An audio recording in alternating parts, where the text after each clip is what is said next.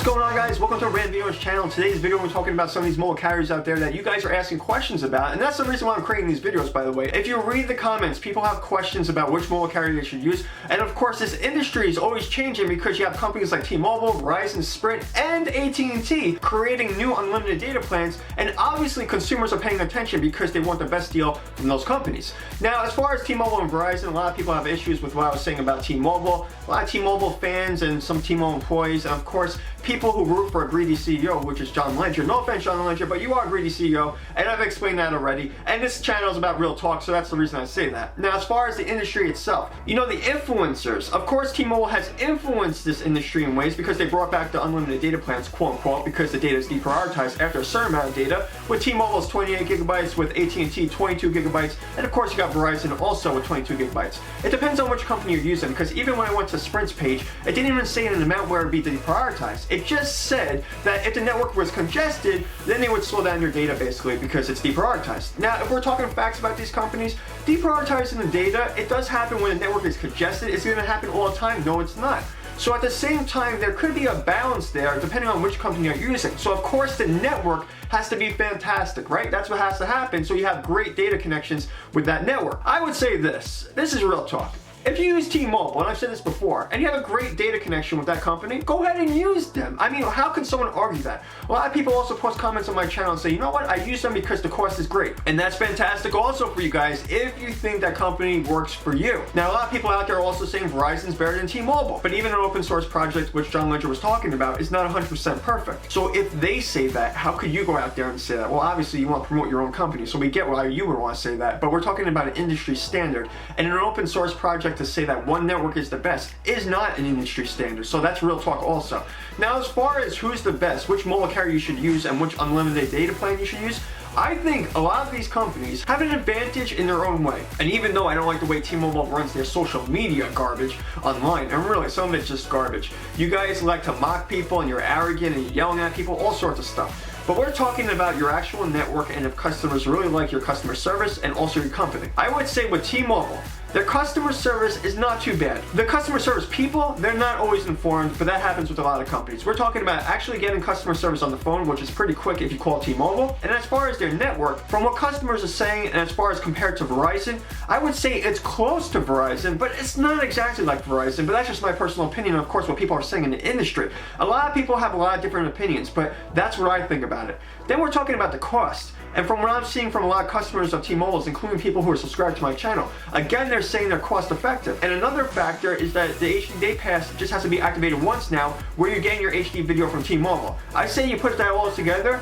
and you're getting a pretty good plan from T-Mobile as far as the cost and the network, and of course the idea that you're getting consistency from that company. A lot of people who talk about T-Mobile say that they're consistent in their service, so that's a good thing. Then we're talking about Verizon. Verizon has a substantial network and services. Their company is legit, and you should know that because they have a lot more customers than their competitors. We're talking facts about what Verizon's doing compared to some of the other companies out there because they have TV, internet, mobile data services, and they're talking about what they're trying to do also improving their network. Now, T-Mobile also talks about what they're doing to improve their network, so there's good competition going on there, as other people are already talking about, because when these companies are competing, consumers are getting better plans. So the way I look at Verizon and T-Mobile and Sprint and AT&T, I really do think that Verizon and T-Mobile are right there, but AT&T is right there also because you got that DirecTV Now. For $100, you can get a quote-unquote unlimited data plan, and you get some TV service there. Although it doesn't coincide with net neutrality, we're talking about what customers can use now. Because if you start explaining what net neutrality is all about to consumers who just want to pick a mobile data plan,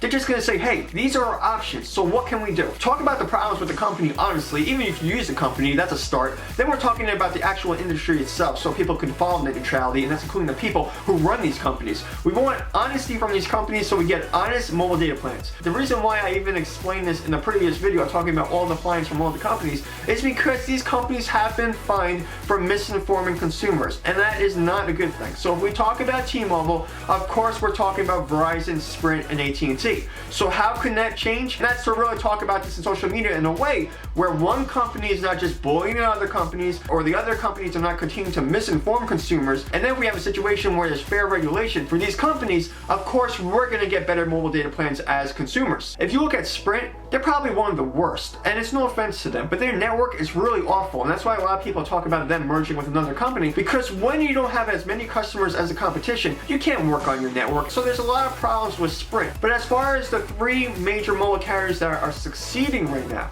I'm looking at Verizon, T-Mobile, and AT&T, and all of those companies together are trying to influence the market in one way or the other. Yes, T-Mobile does it a lot, especially recently because they change plans often. They're doing a lot of different things out there. But we're also talking about the two other companies out there that are AT&T and Verizon that also have TV and home internet services. When you start offering those kind of services and there's other companies out there that are trying to compete with you, then they're going to try to package these together. And I think Verizon really needs to do that with the mobile data services. But as far as competing companies, there is absolutely no issue with that because, again, we get better mobile data plans by them competing. If they stop competing, then we're going to have more situations where they're just creating ridiculous fees for all sorts of stuff. And that's why I don't want these companies misinforming consumers, because that's what happens. As soon as they're able to misinform people, then they start charging you guys all sorts of garbage. And then we have another situation where we have to say something about them and then explain why they're doing that. And I think it's obvious at this point that all of these companies have misinformed consumers. So that really needs to change. Is it going to change right now? I'm not sure about that because sometimes we see those gimmicks from T-Mobile. No offense, T-Mobile, but the HD Day Pass was a gimmick, and you were doing that for a few months. You didn't have to do that. You chose to do that, like I said before. That was not good for consumers, but whatever. Some people want to make excuses for it. I'm not going to do that. The point is, the more honest they are, the better it is for the industry. The better technology gets because these companies are going to be honest, consumers are going to enjoy using those companies,